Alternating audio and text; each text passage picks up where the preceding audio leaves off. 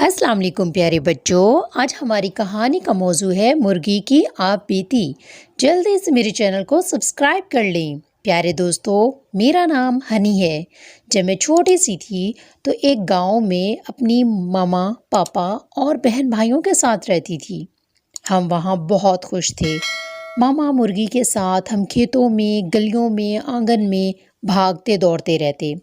زندگی میں خوشیاں ہی خوشیاں تھیں، لیکن دوستو وقت سدا کب ایک سا رہتا ہے؟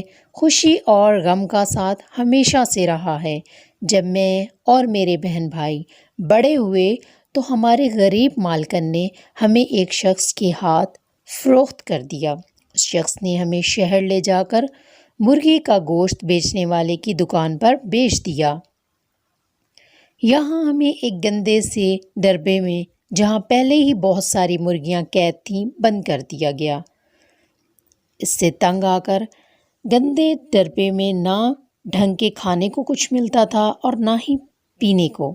وہاں ہمارا دم گھٹ رہا تھا، سانس لینے تک کی جگہ نہ تھی۔ وہاں جو طاقتور تھے کمزوروں کو مار رہے تھے، کمزوروں کونے کھدروں میں چھپ رہے تھے۔ دکان پر کوئی گاہک آتا تو دکان کا مالک ہم میں سے کسی ایک کو پکڑ لیتا۔ پکڑا جانے والا چیختا چلاتا، مگر دکاندار اسے ہماری نظروں کے سامنے ہی بے دردی سے ذبح کر ڈالتا۔ ہم بے بسی سے یہ سب دیکھتے رہے، اس کا تڑپنا دیکھتے مگر کچھ نہ کر سکتے۔ آہستہ آہستہ میرے سارے ساتھی ذبح ہوتے گئے۔ آخر میں اکیلی رہ گئی۔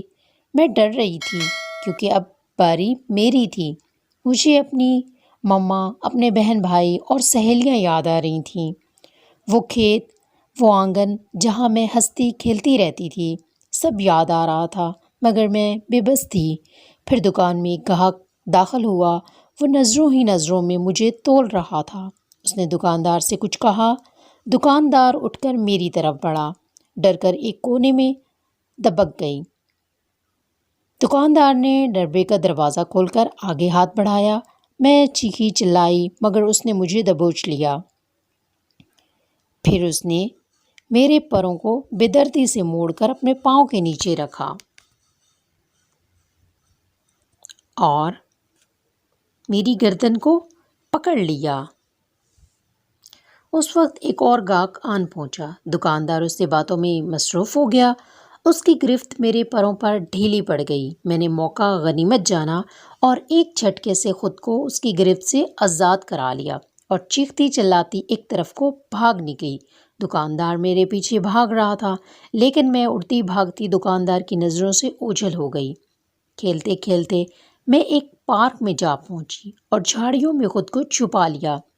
میں کتنی ہی دیر وہاں چھپی رہی، پھر ایک بلی نے مجھے وہاں چھپے دیکھ لیا۔ وہ مجھے پکڑنے کے لیے لپکی۔ میں اس سے اپنی جان بچانے کے لیے بھاگی۔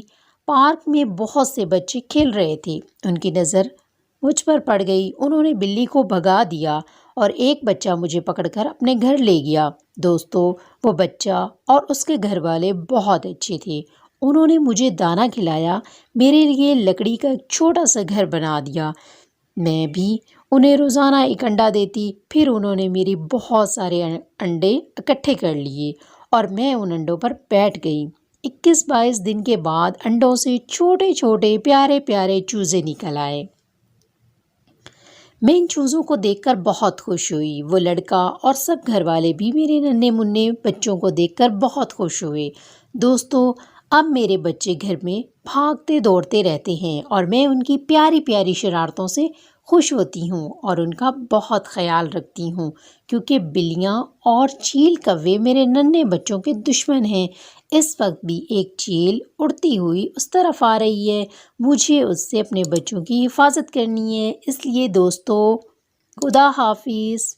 اگر آپ کو میری ویڈیو اچھی لگی ہو تو پلیز میرے چینل کو سبسکرائب کیجئے، میری ویڈیو کو لائک اور شیئر کیجئے۔ شکریہ۔